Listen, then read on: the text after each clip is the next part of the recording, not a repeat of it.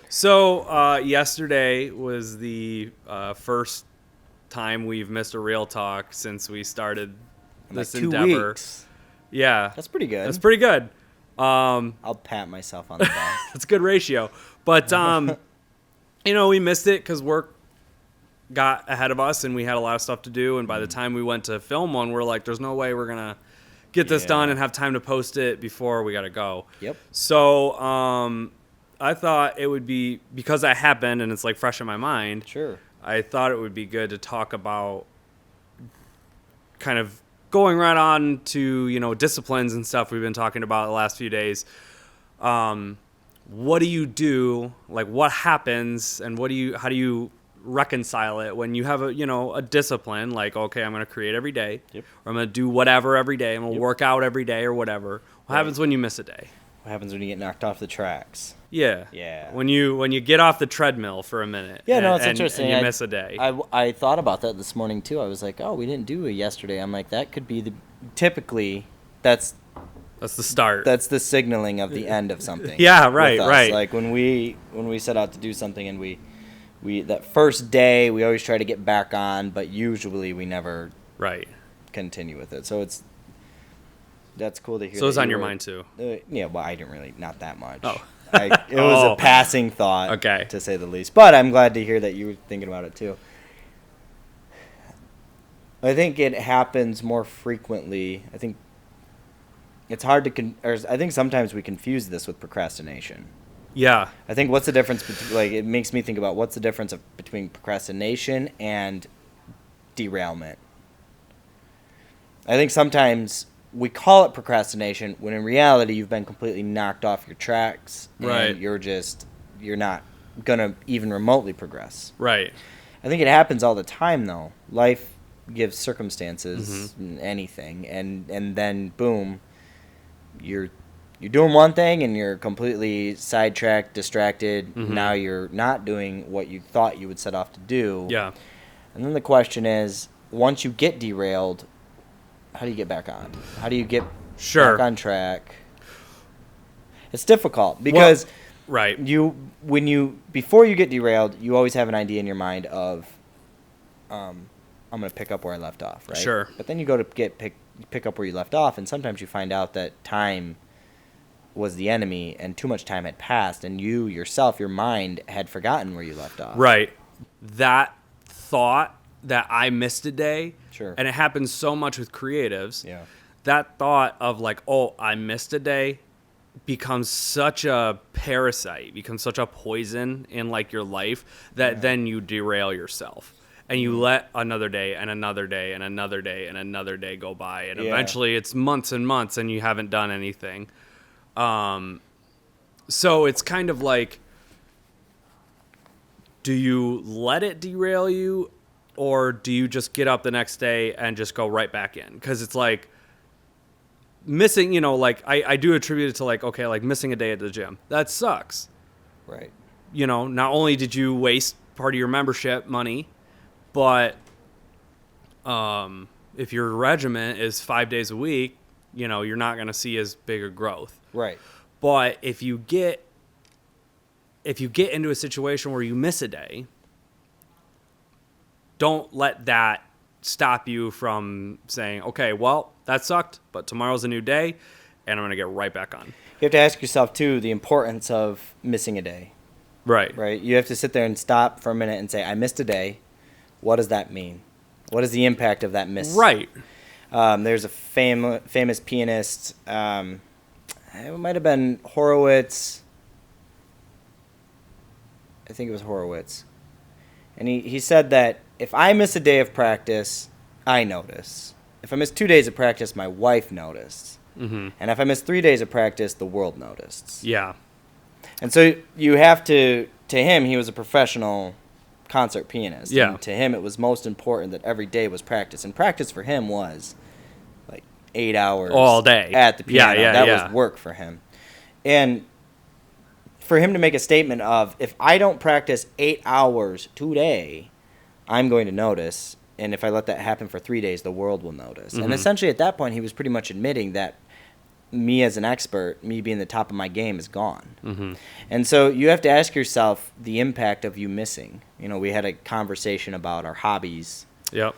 And in your profession, you need to be looking at that moment of delay as, is this affecting me professionally? Is this affecting me as a hobby? And so I think it's important to weigh the scales and weigh the importance of missing something, because I think sometimes you can be happy with just saying, you know what, it's not a big deal, I missed doing it today, and if I miss it tomorrow, it's not the end of the world. But there are some things where it may affect you, where you're like, if I don't get back on board, I'm gonna really start to notice this, and this is really gonna be bad. So it's interesting. It is interesting because I think it's an interesting like balance where it's like it's good to realize the importance of that I missed a day. Right.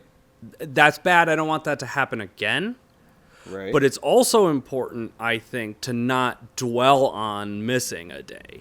Like, no, I don't think people dwell on it enough. No, I think people dwell on it too much. Oh, you do? You think it beats them up too much? Well, that's why I think it's important to talk about within the context of this show, talking to filmmakers and creatives, because I think it's most pervasive in the creative realm. For sure. Like if an accountant misses a day, there's someone on his team who's going to notice. Yeah, right. And they're gonna call him out, and it's gonna get remedied very fast. Yeah, or it's just gonna continue, and then eventually the IRS is gonna notice. Or I even see, I see bodybuilders and stuff or chefs and stuff. It's like if they miss a day, they're bummed out. They don't let it beat them up though, and they get right back on. But I think. But you're saying sometimes with creatives, it almost becomes an infection in their mind. 100%. Yeah, I think missing a day becomes such this. It's like a depression. Yeah, it drags them down so fast, so quick, that then they're like, instead of saying that's okay, I'll move on and I'll pick it up tomorrow, and I'll be on my best game. Yeah. It's, I'm not worth it. I suck. I'm so. Oh my gosh! Like everyone hates me. Earlier last week, we talked about, or we had an episode that said, what film school didn't teach me, and we talked about how to finish a screenplay. Yeah, and I brought that up, and I think what you're talking about here is a very close representation of what stops me dead in my tracks when I'm writing. It's that I'll sit down and I'll make that commitment to writing.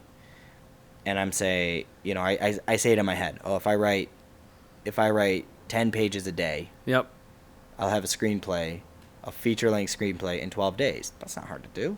Yeah, nothing hard to do about that. Because and when you start, I'll do a burst. It's like these weird like bursts of energy. I'll write 30, 40, 50 pages sometimes in a night. Yeah. Because I'm like totally energized, like I'm gonna tackle this, and I'll do that, and the next day I won't go back to writing. I'm 50 pages into a screenplay. I only have 70 left to do. It's like I'm almost halfway done. Right. Why aren't I continuing this tomorrow? Because tomorrow, by this metric, I could be almost all the way finished. Right. But for some reason, I will tell myself, I did a pretty good job. I think I can take the next 5 days off. Yeah, well, I got 30 pages, so... I'm 3 days ahead. Right. And, especially in our script writing software, there's some interesting tools that show you your progress, and it tells you can set, like, goals, and it'll tell you if you're behind schedule or if you're ahead of schedule, those types of things. And so I'll set those. I always miss them, and never am good. But it always looks like I'm going to hit it. I'm always like... I'm 11 days ahead of schedule. Yeah. This is going to be great. It's like, congrats. Yeah, right. And then you just never finish it. Yeah. And you're like, well, that comes from somewhere. Right. It comes from that distraction. And that's where I say, like, procrastination is different from derailment. Totally. And understanding when a derailment happens versus when procrastination happens. Procrastination to me is like, you're trying to get something done. Or started or whatever. I would say you have to be doing it. Sure. In my opinion... And this isn't a Merriam-Webster definition of procrastination, but to me, procrastination means when you've started something and something pops up, and you go and watch Netflix for an hour and a half, or you get sucked into a YouTube rabbit hole and you just keep going down the rabbit hole deeper and deeper, and you look at the clock and you spent 3 hours on YouTube when you were supposed to be editing, or you're supposed to be doing an effect, or you're supposed to be writing, or something like that. And to me, procrastination hurts more than derailment, because procrastination is so obviously evident. Right. That it's easy to pick up on. It's easy to understand. Like, I was supposed to be doing X, instead I did this, and now I still have to do X, and I'm not going to bed until 3 a.m. Right. Whereas derailment, it's like you can make up excuses for it and just let it go on and on. The kids just wouldn't let me write. Right. We had a busy weekend. Yeah. Or what I was talking about earlier of like that infection of like, oh well, I missed a day because I suck. Because I can't do it, because, I'm not worth it. I can't do it every single day, so... And you just let that go. Yeah, because, like, I never think that. Like, my thought process never thinks, like, self-detrimentally. Mm-hmm. I guess for me, it's interesting because, like, I believe I can do it. And everyone says you can do whatever you want. You have to just believe. Mm-hmm. So I'm totally bought up into that idea. Okay. And so, like, I never find myself saying, like, I'm not valuable or I can't do that, but then I never finish stuff. And so, I'm sitting there saying, like, I just must be insane then. Because so if I think I can do it, but I never get it done. You're doing this, like, confidence-boosting hoorah, but then you're still in the same boat. Exactly. So I'm just not sad about it. Sometimes it's motivating. Like, I can do it, and so then I jump back on, I write 50 pages, and then I'm... Then this... Yeah, like I said in the How to Finish a Screenplay piece, I talked about, like, I've probably written over 1,000 pages for one screenplay. Right. This is rewriting in a circle. Right, and you're just like, why am I doing this? Well, like, I have a feature 10 times over. Why do I not actually have a feature? Yeah, well, to show for it? And I think some of that boils down to that's not fun either. Yeah, like that's what really sucks. Right, and I think some of that boils down to discipline. So it's like, and this boils down to discipline. It does boil down. How do you avoid a derailment? Be disciplined. Right, and I think that's kind of the main point that I'm trying to get at is that, like, if you're not disciplined, the missing a day is going to derail you because you're going to let it. Right. And that's why it was like, I think that's why it was important to me to get right back on to Real Talk and be like, so not only are we going to get right back on the bandwagon, but we're going to talk about this. Right. And yeah, I think it's good to address because what you were talking about, like with this self-deprecation, there's a certain level of depression there that's speaking through. And I'm not a psychiatrist, so I don't know if it actually is clinical depression or not. But it sounds like depression. And I have always found one of the best ways to get out of depression is face depression head on. Is to say, I'm pretty depressed. Yeah. And you know what I'm going to do? I'm going to go do something. Yeah. And I'm going to do it for the sole purpose to pull myself out of depression. Right. So that when I'm done with it, I knew that worked to get me out of depression. I mean, it's almost like the first step to realizing you're an addict on something. It's like just admitting that it happened has so much power. Yeah. It really does. Well, because then you're faced with the choice of, do I continue to let this beat me up and I'm going to stay hidden under this blanket? Yeah. Or am I going to go out and I'm going to step out and I'm going to conquer this and not let it control me? Right. And I always choose the latter. Yeah, right. I always, that's where just my optimism comes in. I don't let the belief set in that I can't do something. I don't believe everybody can do everything, and I don't think I can do everything. I may never be destined to be a Hollywood writer, but I'm still going to try. Sure. Because I get something out of it. Right.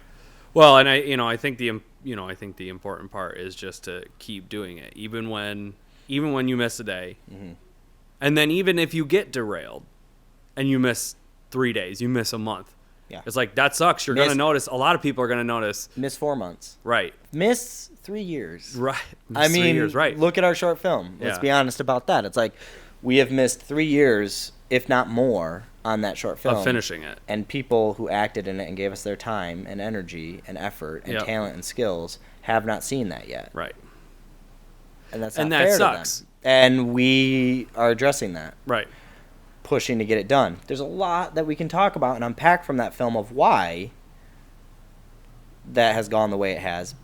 And maybe we do that in a future Real Talk. Like, Real Talk, let's talk Broken Revolver and why it took forever to finish. Yeah.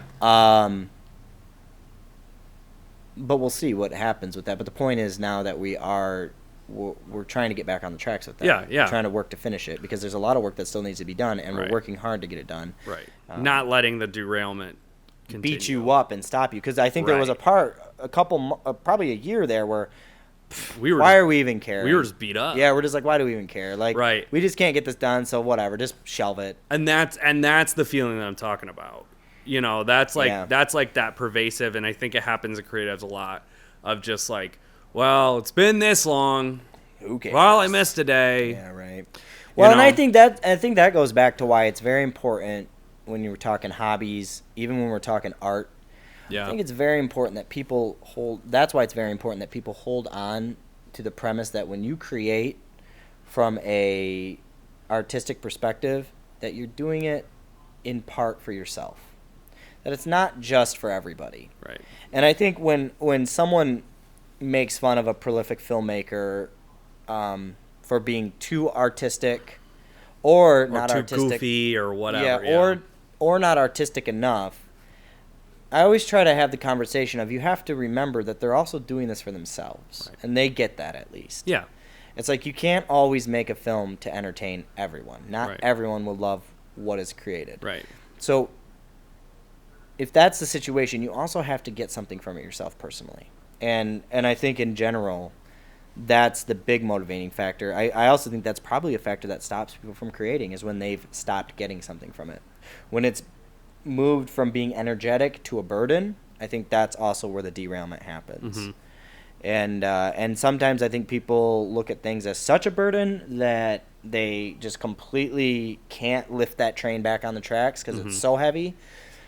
And then I think other times that it's a minor, like in my situation, you know, it seems minor and it doesn't seem like a lot to get back on track, and optimism then builds back up and it's like, we're going to finish this. We're going to get this done. Yeah. So, yeah, it's an interesting thought. I mean, I think you just perseverance, you have to find it in yourself. I think you have to pull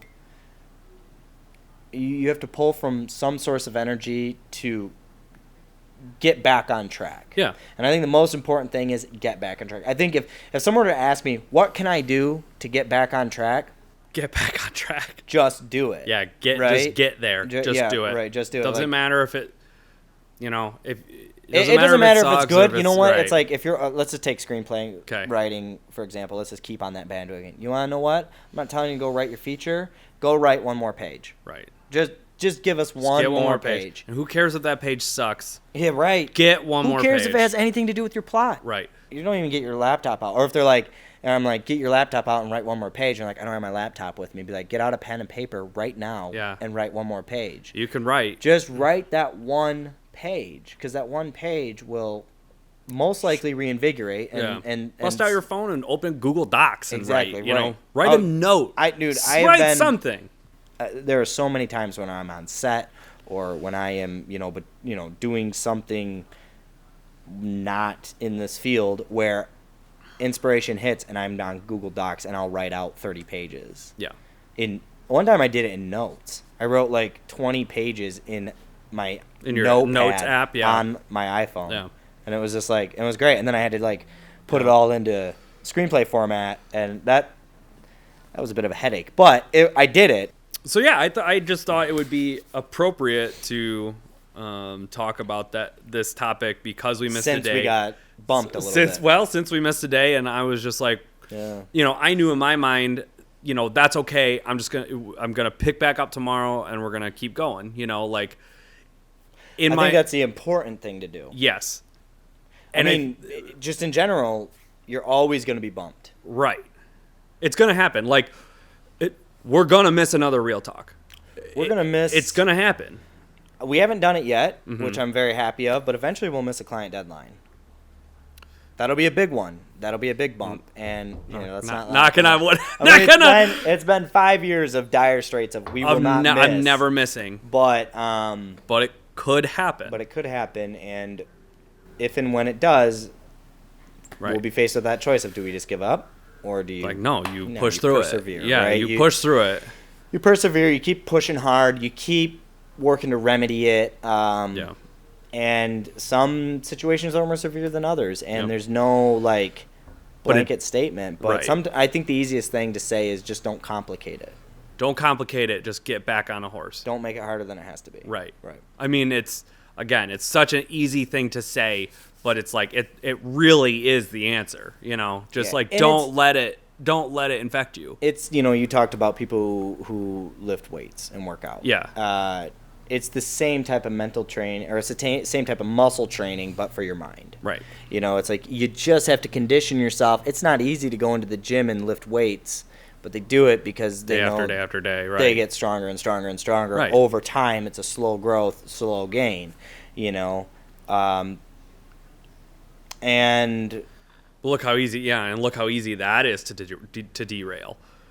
oh, for sure. It's You know, like, you miss oh, a I'm day, driving down you the let freeway another and there's day, you miss. McDonald's. Yeah, Whoa!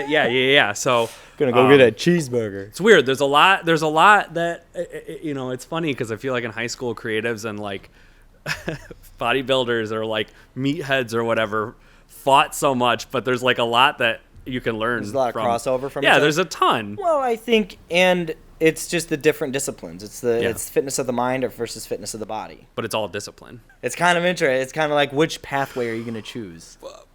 But the people who would say the best scenario is when you have both. The best scenario is when you have both, and the best scenario, in my opinion, at least when I've always felt the healthiest, is when I can marry the two. Yeah. When I'm creating and working out, that's Right. really great. And then you're energized to create because you feel good. Yeah. And vice versa. And ideas And- come from each other, and Yeah. the physical workout feeds the mental workout. Right. It's like, oh, and you walk away from a physical workout with new ideas or Right. inspirations. That's really cool when that happens. But we should talk about that on another one. Well, I should probably just work out in general. and talk about that. Yeah, I but- should too. New Year's coming up, so Well, that's the perfect time. Perfect excuse. Because it's okay to break it. Oh yeah. If you say you're going to do it at New Oh, Year's. yeah. Well, just thought that was guess let's important just wrap to that up, but yeah. important to talk about. So Yeah, it's good. yeah. So don't let missing a day derail you. Just get back on a horse and keep doing it. I Yes. thought that was important to talk about. So thanks for joining us. Yeah, I appreciate it. We'll see you on the next one. See ya.